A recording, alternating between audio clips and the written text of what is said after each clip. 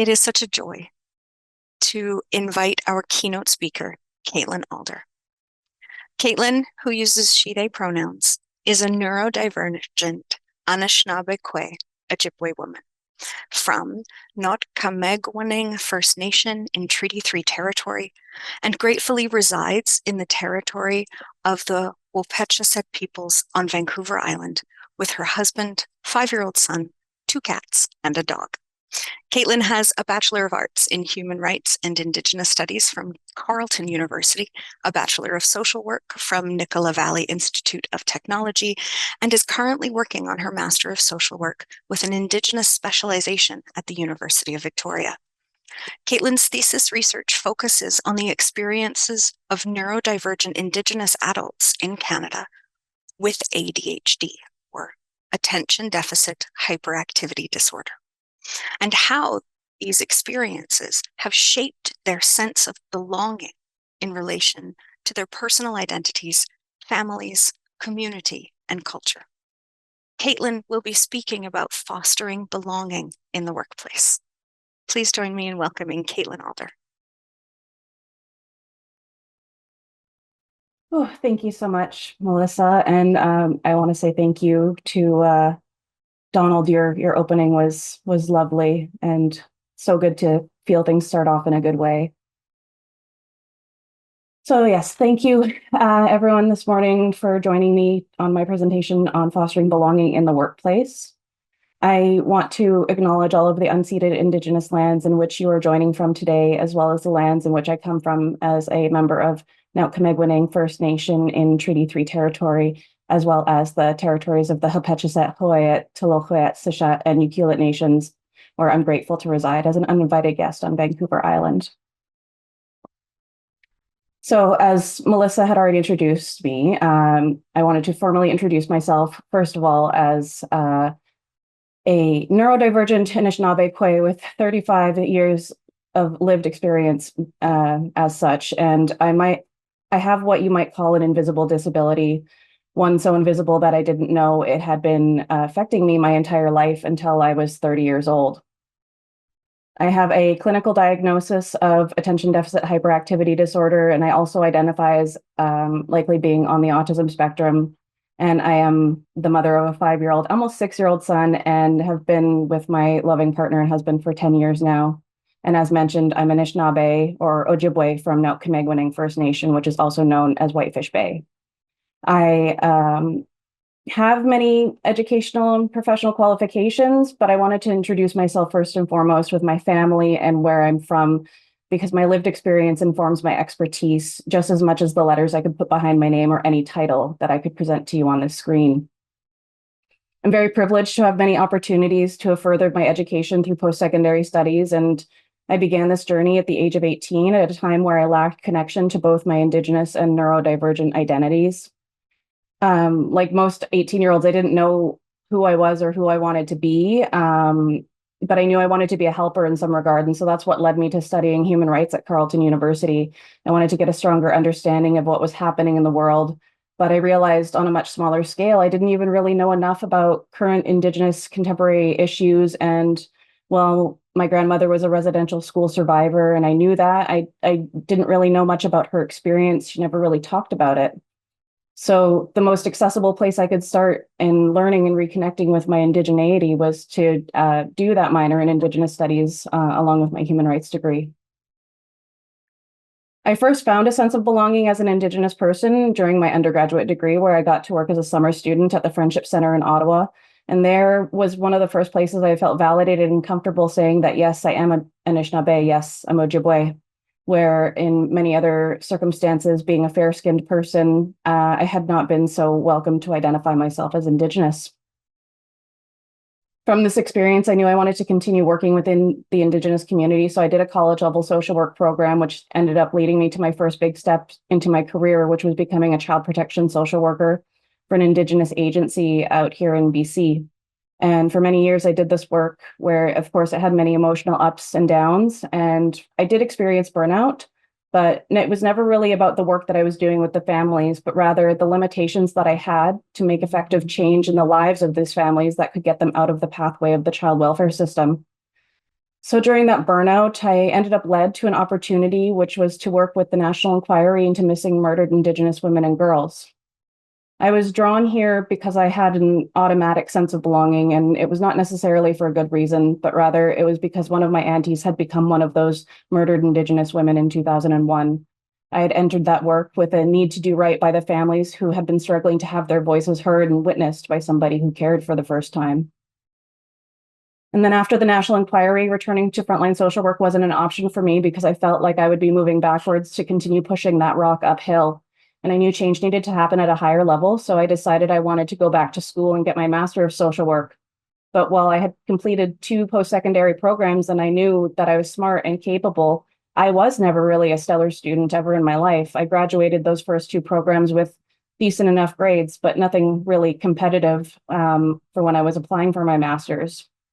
I thought I knew I was a good writer, but I honestly didn't know how to study. I struggled taking tests. Large auditoriums at my giant university lecture hall was overwhelming. And so some of my classes I really only scraped by. And now I look back and say, hello, undiagnosed ADHD. So when I applied for my MSW the first time, I was rejected and that hurt, but I decided not to give up and I went back to school to upgrade to a Bachelor of Social Work. And I very intentionally did this at Nicola Valley Institute of Technology, a small Indigenous-led Bachelor of Social Work program. And I know that if that hadn't been accessible to me, I don't think I would have been able to go back to school. NVIT was amazing. I'd gone into the program with real life work experience. I had a focus and a goal. I felt like I was validated and supported for my Indigenous identity. And I had really incredible Indigenous instructors from very diverse backgrounds that made me feel like I was on the right path. It was also at this time that I was pregnant with my son. And no, it was not the best planning, but he was the gift that changed it all for me because the reason my neurodivergence went undetected for so long was because we really misunderstand what ADHD really is. And we get this idea that hyperactivity is very visible and outright noticeable, but it isn't necessarily externalized and can present itself as inattention. So I'm what you would call high masking, which means that I can put on a really good game face to appear neurotypical and adjust myself to fit into spaces I might not otherwise naturally belong. And over the years, I had adapted so unconsciously that I never realized that I was accommodating myself for most of my life for the things that I struggled with. And so like when I had time and motivation, I could be hyper organized, but then I had my son and babies don't care about our organizational systems. And that's okay. But I ended up experiencing extreme postpartum anxiety. And so I was finally connected to a postpartum psychiatrist when my son was 4 months old. And it was only then that I was asked for the first time if I had ever been assessed for ADHD. A year later, I got my diagnosis. I graduated my Bachelor of Social Work with straight A's and on the Dean's List honors. And I was accepted into the same MSW program that rejected me 2 years prior, and they gave me a scholarship to go to their school. So over the last several years, I've been working on my Master of Social Work. I've spent time working with the BC Representative for Children and Youth. And currently I'm a senior policy analyst with the Ministry of Children and Family Development in BC, where I'm doing the work that I set to do many years ago, where I'm actively trying to influence systemic change at a higher level to create better helping systems for people who need them. So into what I'm here to talk about today, which is belonging, and it might kind of sound silly. Why does it matter? But if you really pay attention closely to news stories, movies, television, books, belonging is really everywhere we look, and that's because belonging is everything. I wanted to share this quote from Mr. Rogers because he's pretty much the most iconic symbol for creating spaces of belonging for everyone. And I had to limit myself to one quote, but I really could have picked many and had just a giant slideshow of Mr. Rogers for you all. But what he says is our deep sense of knowing that we are cared for is probably the most important thing that we human beings have for coping with the perpetual changes in our bodies, in our lives, and in our world around us. And what I am sharing is not a prescriptive approach to how to make everyone feel like they belong. What I'm trying to convey is that we all need an understanding that belonging is as fundamental to us as breathing, as eating, as water. Without it, we suffer. Without it, we cannot live, let alone thrive. I didn't really know or understand the importance of belonging until I met Sky while I was working for the Representative for Children and Youth. I was one of the investigators who completed the public report about the death of this beautiful young Indigenous woman who tragically passed away in 2017. I won't get into her story, but I do welcome you to look at the public report and get to know Sky and who she was and the kind of light she brought into the lives of the people that she knew. Once I started looking at how belonging or a lack thereof affected Sky's life, I saw how belonging affected my entire life. And this was around the time where I got my diagnosis of ADHD, and I started looking around and looking at myself differently. I looked at different phases of my life and how they were impacted by being undiagnosed or because I was disconnected from my culture. I went through many periods of grieving how my life could be different if I had had that connection as a child. But then I also go through these periods of thinking, if I had had things differently, would I have the amazing things that I do now, like my family, my son, my husband? And it's very difficult to really think about that. As a former child protection social worker, I could clearly see and understand Sky's life and how she wanted to have that place of belonging. And because of so many broken promises, it led her to look for belonging elsewhere in places that were unsafe. So Sky is what led me to my master's thesis, an exploration of belonging and how belonging can be much more difficult when you do not necessarily belong in what is described as normal or what society might call universal. Because the thing is that normal or universality doesn't actually exist. We cannot create a universal approach that will meet everyone's needs, and we cannot say that a universal approach that meets the needs of the most is good enough. When we talk about equity versus equality, we need to understand and know that equal treatment isn't fair treatment because everyone's needs are different. And why this matters in this context is that you, as employers, supervisors, and directors, are all responsible for fostering belonging within your workplace for your employees. And to do that, you have to have that understanding of what belonging is. What does it mean to you? What experiences have shaped your sense of belonging? What privileges do you carry? And what does that look like in the context of other people and their unique experiences?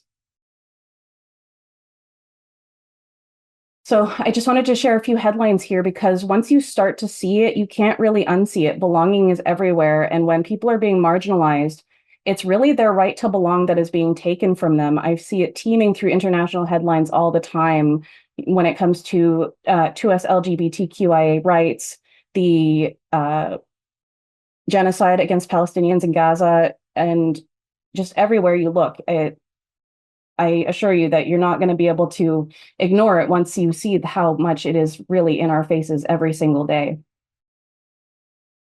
Obviously, not all these circumstances of marginalization are quite as overt as these headlines. It can be incredibly covert, and sometimes you don't even see it until long after it's happened. I've experienced microaggressions and being tokenized and gaslit. I've experienced lateral violence. I've been told that I've been unqualified for advancement in my career for reasons that didn't make sense. And while it can't be proven, I saw it as a response to me being a more outspoken and unafraid person to bring up issues with higher leadership that I felt needed to be addressed, but they didn't want to see me as an outspoken person in a role of power because I was challenging the status quo. And so this quote here by podcaster and author Julia Duthie, she's really been focusing on belonging, and this quote here where she says, "Under the best leadership, I had agency within my role, freedom to express myself, was valued for my work, recognized for the person I was. During these times, work felt like purpose, colleagues felt like friends, and I felt like I was at my most productive. Under the worst, I compromised my values, doubted my abilities, and felt unsafe, and ultimately had no choice but to move on." And if I didn't know any better, she was talking about my experience pretty much to a T.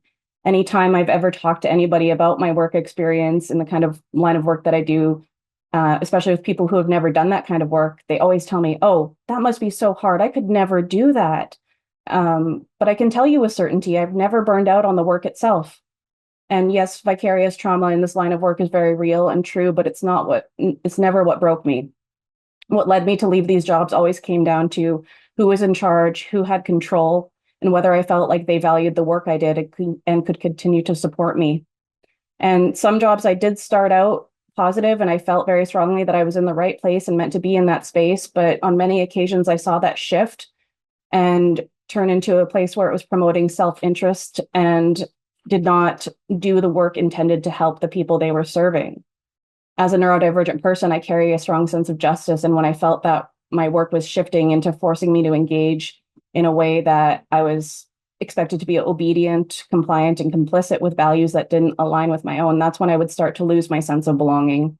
I started to feel like I couldn't exist in that space any longer without shielding myself under that mask that I had gotten so good at wearing.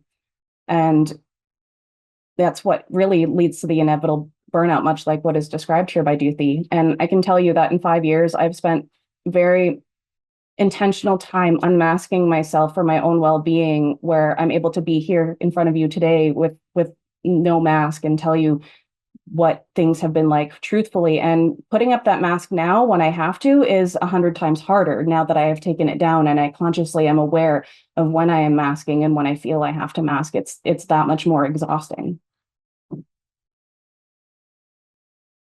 So going into workplace things to consider, I would recommend looking at an accessibility audit of the workplace, and not doing this for anybody in particular that in your workplace might have a disability, but in general, to be proactive, even if nobody in your workplace has accessibility issues that have been disclosed or made aware of.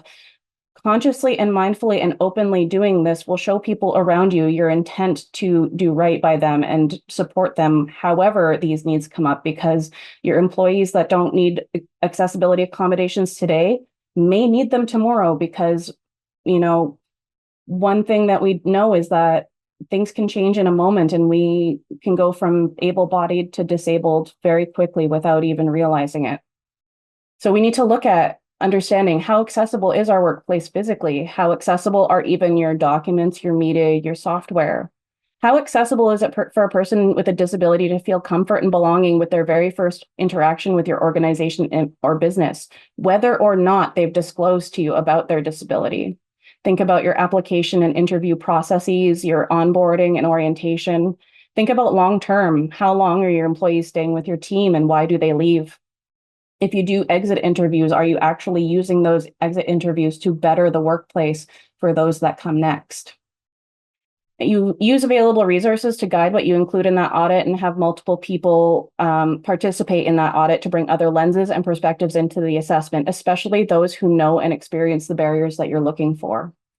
And I've just added this webpage here for Accessible Employers. They're an organization in BC that are a collective of different employers that are dedicated to creating accessibility in the workplace. And they have many, many resources available to do that. And you can also hire external consultants to do those accessibility audits in your workplace if you wanted to have that done as a professional service.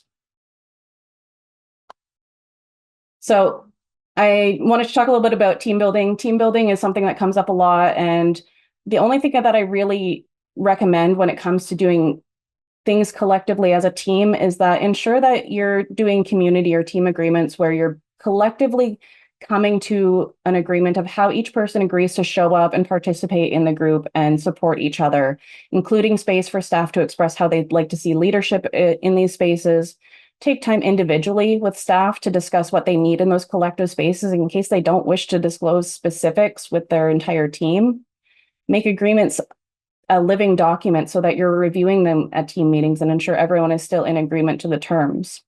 And I just wanted to also talk a little bit about like team building activities, icebreakers. They're really fun, but make sure that everybody is on board with participating in those, and don't make that participation mandatory, keeping activities light, leaving those serious conversations to be upheld within the community agreements. And I just have this picture here because I do love The Office. And if anybody's familiar with Diversity Day, it is one of the most cringe icebreakers or team building activities you might ever see. And I can say that these do happen in real life, and I have been part of very, like, not exactly what Michael Scott does in the episode, but I have been in team building activities that have made me physically cringe and uncomfortable. And I think the people organizing just didn't realize, the nuances of how they can affect us when we don't have the safety to unmask and let them know what it is we need. And just for a little lighthearted thing, I just wanted to share an example of what I tend to do. I prefer really lighthearted temperature checks. And for example, I just did this one yesterday when chairing my team meeting. And it's just, how are you feeling today on a scale of birds with cartoon arms? It's very silly and dumb, but it gives people a chance to engage without having to share more than they're comfortable. And it usually sets a positive tone for the meeting ahead. So you can do this in lots of different ways, but I just find it fun and requires very little preparation on your part, on you or your staff. So when supporting staff individually, I think it's really important that we set clear expectations and goals and allow for that open discussion of what barriers are going to possibly impede those goals. Ask what kind of approach is best for that person that they need in those kinds of situations. For example, when I'm meeting with my supervisor and I'm given a big project, I ask for fake deadlines. Like, yeah, I might not need to have this done for a year, but I want fake deadlines to keep me moving forward and have some kind of sense of pressure or drive to continue moving the work forward so that I don't lose my way because of my ADHD. Asks people if they need a sounding board or if they need somebody to check in with them at certain touch points, or do they just need to be off and running and come to you when they feel that it's time for them to ask a question. We really need to demystify having these conversations about what it is we need, because the other person isn't going to know how to support you unless you're clearly able to communicate exactly what it is that works best for you.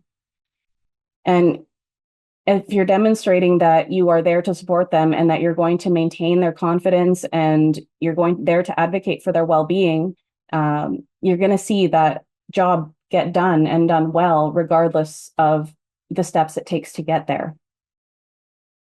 I also say as well, because like some of the best leaders I've ever had are the ones that ask for feedback from me. Just as much as I get a performance review from my supervisor, I really appreciate it when I'm able to give feedback to my supervisor in a way where they're open and ready to receive it.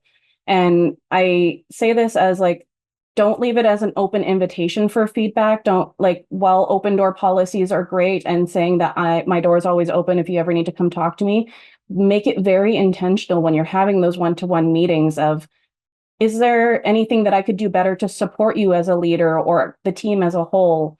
And just always having that question there so that you're demonstrating that you're always willing to grow and understand that there is no finish line to good leadership and it's not a linear path. Demonstrating transparency is also really important because understandably, some accommodation requests might not be feasible depending on the workplace and what is being asked for. You have to be really clear and demonstrate that you understand that while this accommodation request might not be feasible, that's not where the conversation ends. You do have a duty to provide a reasonable accommodation. And if it doesn't work for the employee, we need to keep working at it until you come to a solution that does work. And what is really important to understand is that the employee shouldn't have to explain their entire rationale or prove why they need something. But again, having these open and transparent conversations where you're feeling collaborative and not adversarial will go so much further. And then lastly, don't expect your staff to educate you about their disability. Do your own homework. Ask your employee if it's okay to ask certain questions, but respect their boundaries. And don't expect them to be the sounding board of, is this accessible? Is this appropriate? It's really, really exhausting and honestly not part of their paid work. Like, yes, they can bring a lot of really good insight to their experiences as a person with a disability, whatever it may be, but they are not the speaker of the house for everyone with disabilities that come into your workplace. And just a recommendation, if anybody wants to bring in more resources into the workplace about creating safe spaces, this is a training educational framework that I have participated in that I find fantastic. And I want to be really clear that it is not an Indigenous framework built for Indigenous people, but rather it's a educational framework that is for everybody that was built by an Indigenous woman, Elaine Alec. And she is really clear that it is really for everyone. And there are tons of free resources available. They have a podcast about it. They have their website, and then you can also bring in facilitators to come in and work with your staff on many different levels in terms of getting that learning and curriculum if you want to do something that is actively hands-on. So the last thing I wanted to leave you with is just a really short clip from a movie called It's Kind of a Funny Story. It's about a teenage boy who's admitted to an adult psychiatric ward because he's having thoughts of completing suicide. And there he meets his roommate, Muqtada, an Egyptian man who doesn't know much about, but only that he is bedridden and doesn't leave his bed for almost anything. And we see that throughout this movie, any efforts the doctors or nurses or anyone has put in has failed to bring this man out of his bed. And we don't know what happened to him. We don't know why he's in that ward. But towards the end of the movie, there's a party with all of the residents on the ward and the staff. And our main character makes one tiny gesture that makes this party inclusive of this man. And without any words, you can really see how the space was transformed into a place where he could belong, even just for a short moment. If I have my thing together, as long as I live, I'll guarantee no other woman can take a man from me. Mama kept Papa straight, and she took her time. Hey, come on. Trust me. I gotta dance.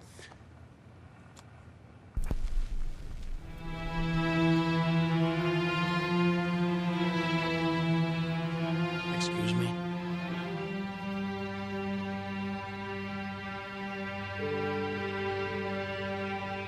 يا للغم الحب معروف أوانه خلي الحبايب يتقلوا ويدللوا يا للغم الحب I like this. معروف I like it, yeah. خلي الحبايب يتقلوا ويدللوا Look. يا حلوة الحلوين حبي وسهري ده الحب بين الناس ده الحب بين الناس الله الله حلاله But just this one small gesture, you can tell that these small meaningful gestures can mean the world to someone. When you're consciously and deliberately aware of the importance of belonging, like I said, you can't unsee it. If you pay attention the next time you watch a movie, if you read a book or read a news headline, think about how they're connected to belonging in some way, because I assure you that connection is there.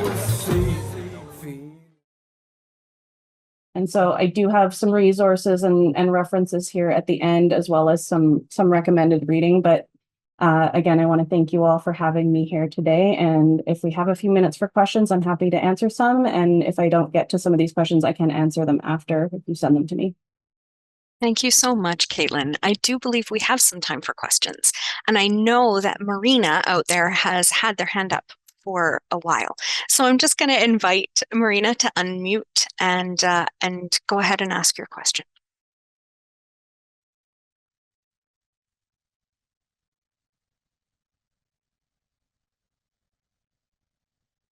Oh. Unfortunately, we can't hear you. I'm hopeful that this is possible. Okay. What I'm going to do is move on to some of the questions and comments in the Q&A.